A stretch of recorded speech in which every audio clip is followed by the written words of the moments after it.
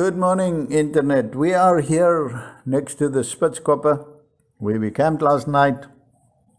And this morning early, we are entertained by the birds that's coming to feed on some of the crumbs that we left over last night from the braai.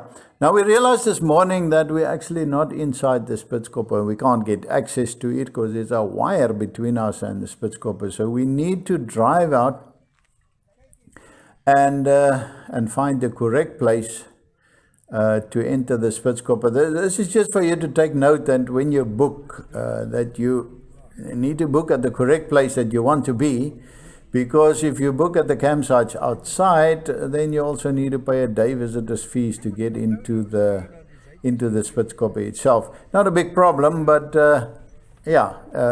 that means also that, once you're tired, you can't go for a rest at your campsite and go back walking again. So if you want to be inside, just make sure that you booked at the correct place.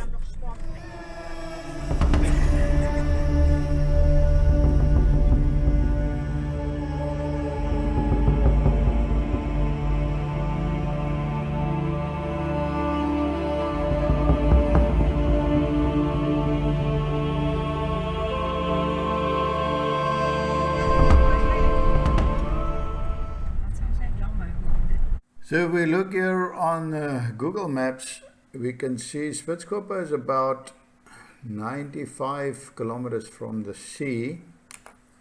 And if we zoom out a little bit, you can see that Spitskoppe is over here, Swakopmund is over here. So, and this is the Brandberg, Uys, where we've been before. And on this side is the Irindi Mountains. So the Grosse Spitskoppe, or Groot Spitskoppe, rises about 670 meters above the desert floor here, and the peak is reckon about 1,728 meters above sea level. Now, seeing that this is only about 95 kilometers from the sea, this is quite high. And it stands out dramatically from the flat surrounding plates. That's where the beauty of it comes from. The little Spitskoppe next to it peaks at 1,557 meters.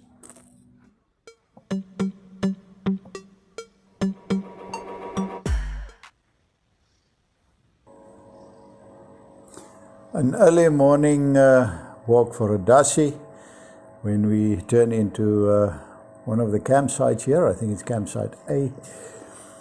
And this is typically what the campsite inside looks like. It's absolutely beautiful. The dry toilet. And then, you're just here. You don't have to go anywhere. You're just in among the rocks. We almost feel like we've been cheated. But anyway, we're here now and we can enjoy this beautiful place inside. It's just absolutely beautiful to walk within these rocks.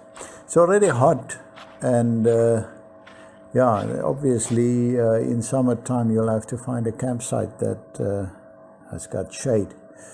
And yes, we got some that is incredible.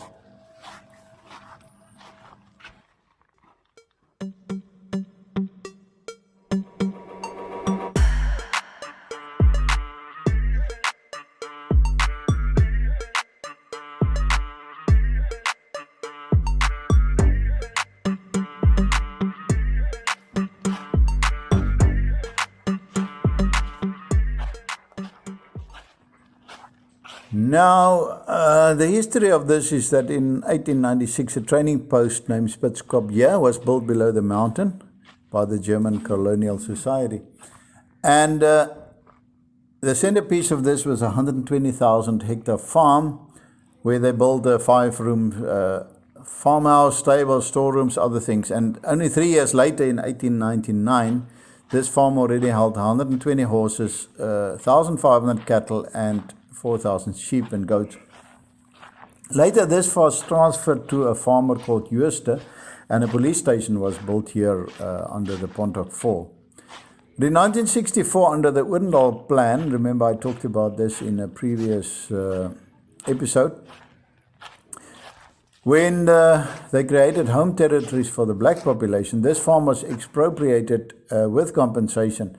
And in 1970, they moved multiple Damara families here, which were in fact a village with a church, a school development, etc.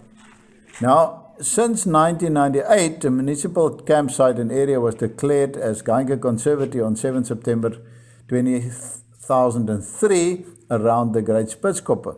But then a Hollywood film company erected a high game fence which cuts off the entire area between the large Spitskoppe and the Spitskoppe Pontoks. This represents about half of the old camping sites, which now basically just cease to exist, and access to many climbing rocks and also the normal route to the Great Spitskoppe is barred. This popular circumnavigation of the Great Spitskoppe is just no longer possible. In the aftermath of that, also the Bushman Paradise was made inaccessible through a gate with chains, and it lost its attractiveness, and almost all of the 2,000 to 4,000 year old prehistoric rock paintings have been destroyed. We can still find good drawings around the Great Spitskoppe, especially at Rhino Rock. Look at this tree, where it exists.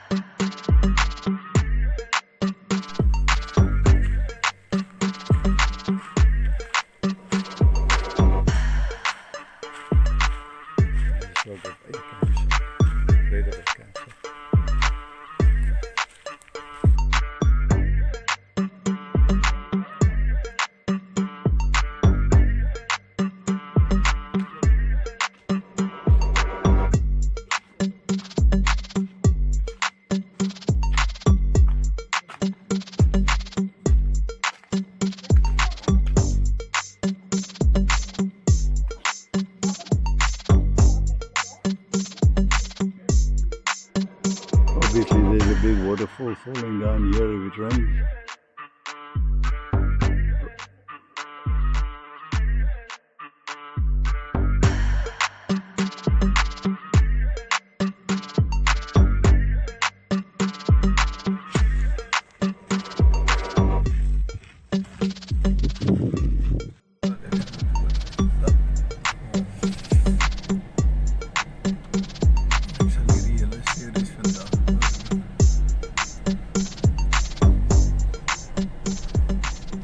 Dashi campsite we find here. Very difficult here. Come through with a caravan. But a 4x4 it's okay, but look at this rock here behind the FJ.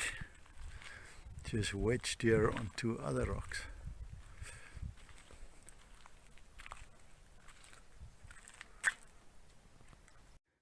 Petri beer. Yep.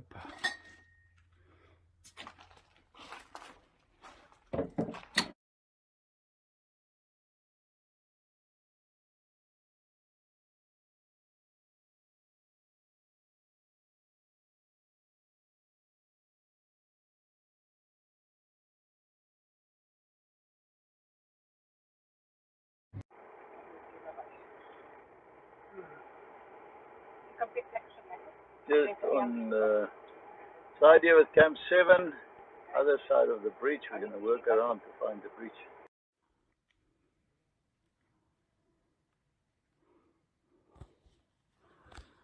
I have to walk up the ridge here. It's alright.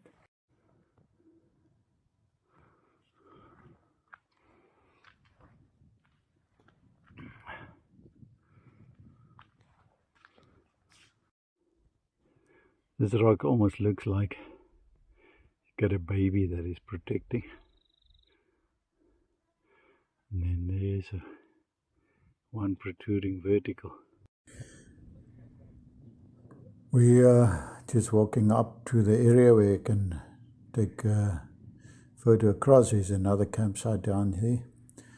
with the grosse Spitskoppe in the back. And then, yeah, this is the famous bridge at the Spitskoppe, rock bridge. You can see the size of it there compared to the people standing there. And this is from the back side of the bridge.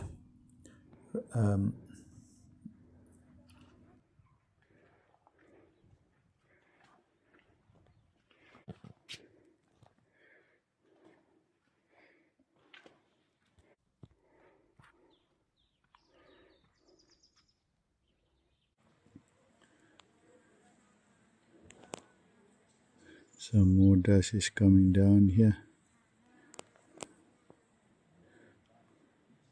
Interesting, this rock here, precariously balanced just on this small little rock, which keeps up this whole big rock up here. If this little rock falls out, this big rock will shift down further into the hole. This is from the other side. Look at the big rock here, and it's just balanced on this little rock here. I need to find a path out of here, unless I want to go to the top again and out. This is the grosse Spitskoppe, groot Spitskoppe.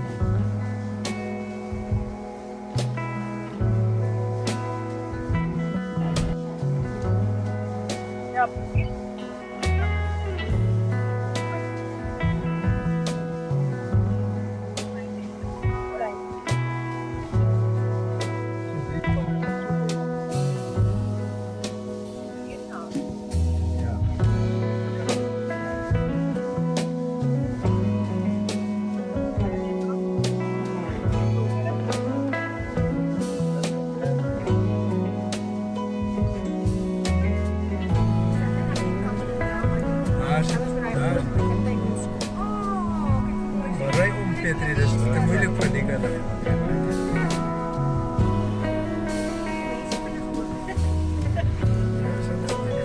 The bridge.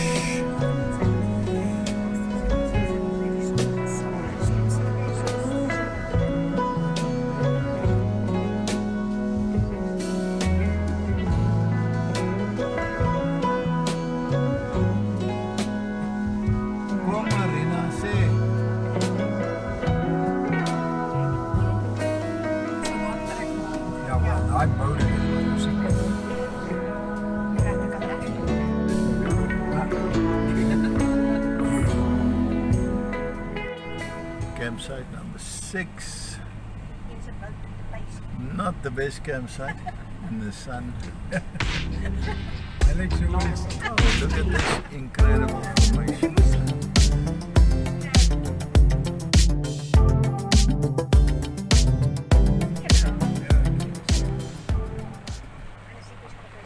Ik heb ze dan mee opgeladen.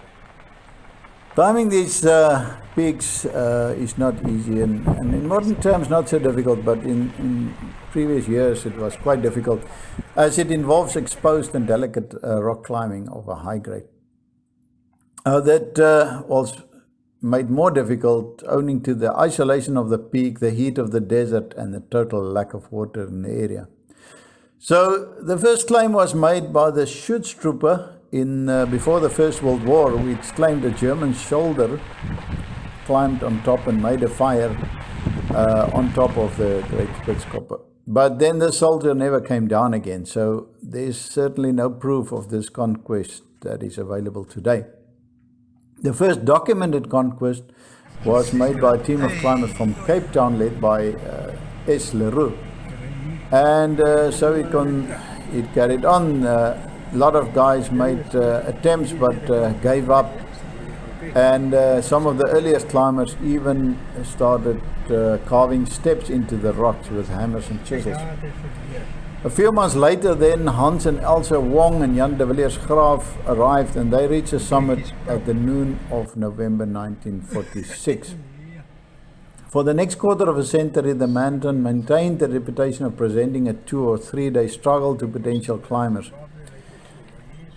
And this came to an end in 1971 when the peak was climbed in 4 hours by a party led by J.W. Marchant from the University of Cape Town Mountain Club. And the talented South African climber Gabriel Atheros and Oliver Stansfield from England climbed this without ropes and got through the difficult band without using the artificial steps hacked into the granite. They descended from the peak in 2 hours, and they reached a base. Rain began to fall for the first time in over a year. That is a little bit of trivial information. In 1982, the route was given a grade of 22, which was later revised to 24. And in 1983, Royal Flush route was added, which was also graded 24. And the difficult route named INXS was also graded 24. I have no clue what that means, but the mountain climbers will. So definitely worthwhile coming to visit the Spitskoppe. It's very beautiful. And if you like this video, please subscribe and like it at the bottom. And if you subscribe, then we will see you in the next video. Bye-bye.